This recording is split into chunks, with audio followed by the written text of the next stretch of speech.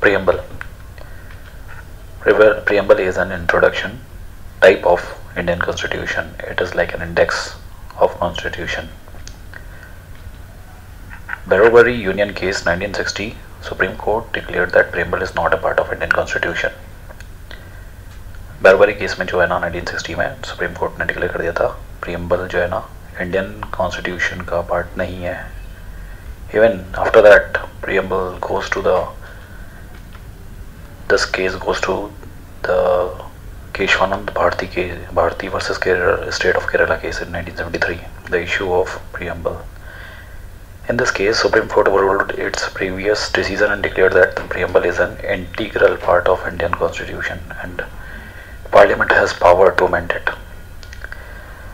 यहीं पर है ना सुप्रीम कोर्ट ने केवल ये अपना ही खुद का डिसीजन ओवररूल करके और बोला था कि प्रीएम्बल जो है इंटीग्रल पार्ट है इंडियन कॉन्स्टिट्यूशन का और पार्लियामेंट के पास पावर है कि वो उसे चेंज कर सकती है, but the basic structure can not be changed.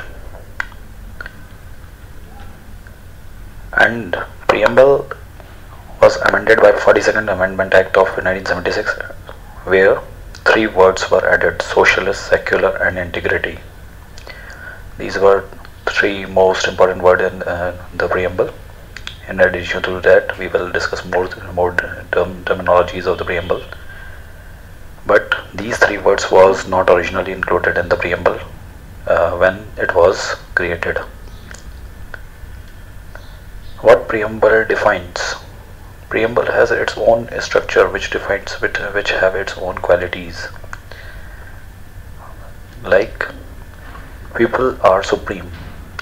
Preamble defines that by people जो है जो इस कंट्री की जो जनता है वो सबसे ऊपर है, ये डिफाइन करता है preamble.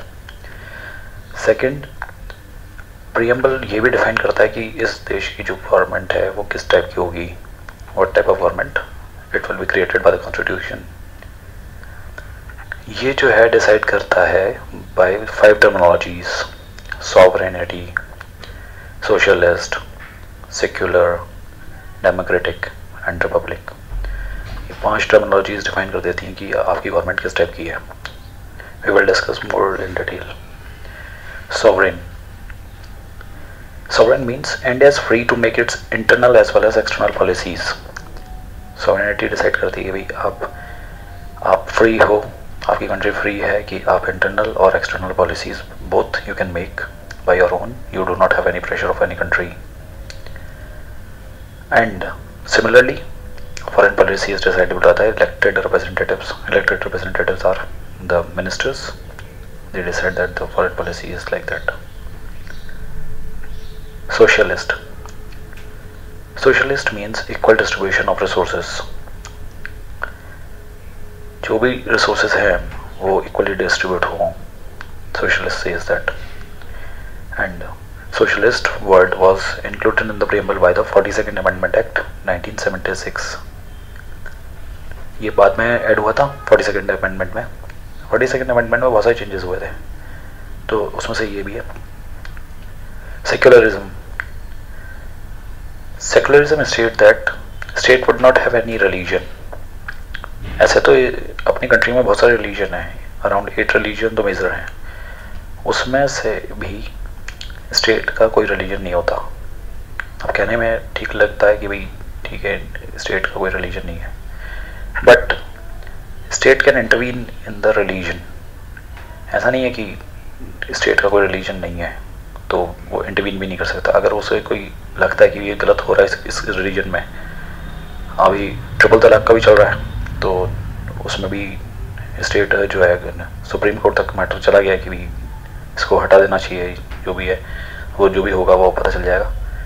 तो स्टेट जो है कभी भी इंटरवीन कर सकता है अगर रिलीजन में कोई गड़बड़ी दिखती है. तो अगर कहीं भी हो सकता है, किसी भी रिलीजन में हो सकता है, वो एक पर्टिकुलर में नहीं, सभी में. तो स्टेट का कोई रिलीजन नहीं होता, बट वो इंटरवीन कर सकता है. Next, this type of secularism is unique in the world. किसी भी देश में इस तरह का सेकुलरिज्म नहीं देखने को मिलता. We have unique in this world. Democratic. Government of India is elected by the people of India. Democracy तो सभी को पता है, by the people for the people to the people. तो डेमोक्रेसी भी है इंडिया में, ये भी प्रेम्बल में शो किया गया है। Republic, republic means head of the state is elected by the people of the our country. जो हेड होता है ना अपने कंट्री में, जो हेड है वो इनडायरेक्ट इलेक्शन के थ्रू आता है। बाकी और जैसे अपन ने British parliamentary form of government बना रखी है, मगर उसमें और अपनी कंट्री में एक ही डिफरेंस है with that they elect by their hereditary king, that is monarchy, and we are electing our own president. So जो हेड है वो भी इलेक्ट होके आता है, तो we are republic. So we do this by the indirect election. Next, there are certain aspirations mentioned in the preamble are as follows. In he 5 terms के अलावा और भी 5 टर्म्स हैं जो कि अपन इंट्रोड्यूस कर रहे हैं कि ये जो 5 टर्म्स थी ये कुछ एस्पिरेशंस हैं प्रीएम्बल की कि ये ऐड की गई हैं। First is justice, liberty, equality, then fraternity, then unity and integrity. Justice, justice भी 3 तरह की होती है, political justice, social and economic. Political justice, इसका एग्जांपल है article 326 provides universal adult franchise. Universal adult franchise means that any person who is of age of 18 or above can vote without any restriction. So this is political justice. He can elect his own जो भी जिसको भी वो चाहता है कि भाई ये इलेक्ट हो जाए, and he has political justice. Another is social justice, article 17 and 18 the practice of untouchability and adopting titles are abolished. 17-18 में अनटचेबिलिटी और टाइटल्स को रिमूव कर दिया गया था। तो जब अगर अनटचेबिलिटी और टाइटल्स हट जाएंगी, भाई अनटचेबिलिटी एक तरह से आप डिग्रेड कर रहे हो किसी को, और टाइटल्स मतलब किसी को आप अपग्रेड कर रहे हो, ये दोनों चीज़ें हट जाएंगी तो आप सोशली इक्वल हो, सभी लोग इक्वल हैं, ये पता चल जाता है। तो that is social justice. Next is economic justice. Article 16 gives that equal employment opportunity. Economic justice आपको मिल जाता है कि जब आप सबको बराबर इकोनॉमी एम्प्लॉयमेंट मिलेगा, सभी के लिए रिक्रूटमेंट प्रोसेस सेम है, that's everyone has some same eligibility criteria. तो किसी भी पर्सन के लिए नहीं कि इसके लिए अलग होगा उसके लिए अलग होगा, ऐसा नहीं है, सबके लिए बराबर है। तो इकोनॉमिक जस्टिस हो गया। तो तीनों जस्टिस हो गए अपने साथ। ये भी इंट्रोड्यूस किया गया था प्रीएम्बल में। Liberty, liberty means freedom, freedom of which thought, expression, belief, faith and worship. तो इसका एग्जांपल है article 19, freedom in thought and expression. अब फ्रीडम किसकी, आपका खुद का थॉट है, आप खुद उसे एक्सप्रेस कर रहे हो और फिर उसके बाद आप उसको कहीं भी इम्प्लीमेंट कर सकते हो। तो मतलब हर तरह की आपको लिबर्टी दी गई है। मतलब अपनी कंट्री बहुत ही ग्रेट है इस मामले में कि किसी भी तरह की फ्रीडम है, और कंट्रीज़ में ऐसा नहीं है। कई कंट्रीज़ में तो ये है कि भाई आप ये नहीं कर सकते वो नहीं कर सकते, मगर आप यहाँ ये बताइए क्या नहीं कर सकते। Everything you can do, but negative क्या नहीं कह रहा हूँ मैं, नेगेटिव करने की जरूरत नहीं है, बस केवल पॉजिटिव कीजिए। फिर इसके बाद freedom of faith and belief. Faith और बिलीफ में अब जैसे फ्रीडम कैसे होगी, तो फेथ किस में होता है, जैसे आपको किसी चीज़ में फेथ है, आपको अपने वर्क में है, बिलीफ किसी पे है, गॉड में है, तो ये सब किस में होता है। तो राइट टू रिलीजन से आप डिफाइन कर सकते हैं कि आपके पास आपका खुद का रिलीजन है, आप उसमें फेथ करते हैं। तो ये इसका भी लॉ बना दिया गया कि अंडर आर्टिकल 25 to 28, 25 से 28 में you have right to religion. तो इसमें फेथ और बिलीफ बोथ कंसिडर हो जाएंगे। तो ये भी हो गया लिबर्टी में कि आपके पास thought, expression, belief, faith and worship, you all have these freedom. फिर इसके बाद इक्वालिटी। इक्वालिटी भी जो है ना स्टेटस एंड अपॉर्चुनिटी से होती है कि भाई स्टेटस क्या, सोशल स्टेटस होना चाहिए, सबके बराबर होना चाहिए। अपॉर्चुनिटी, इक्वालिटी होनी चाहिए। अपॉर्चुनिटी क्या होता है, इकोनॉमिकली होता है कि भाई ये अपॉर्चुनिटी सबकी बराबर होनी चाहिए, ये नहीं किसी को मिल रही नहीं मिली, तो ये भी इक्वलिटी है। तो इसी दो तरह से इक्वलिटी मेजर की जाती है। There can be more type of equality, बस these are the two major equalities. Example of this is Article 15, prohibiting discrimination on the basis of religion, race, caste, sex or place of birth.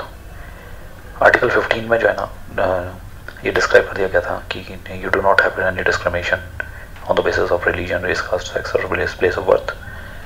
तो इसी से ये equality clear हो जाती है कि भाई इक्वलिटी है अपनी कंट्री में। Fraternity, sense of common brotherhood and dignity of every individual. अपने कंट्री में ह्यूमन रिसोर्स बहुत ऊपर की चीज़ है, बहुत बड़ी चीज़ है, तो सभी को बराबर राइट मिला है कि कोई भी किसी को डिग्रेड नहीं कर सकता।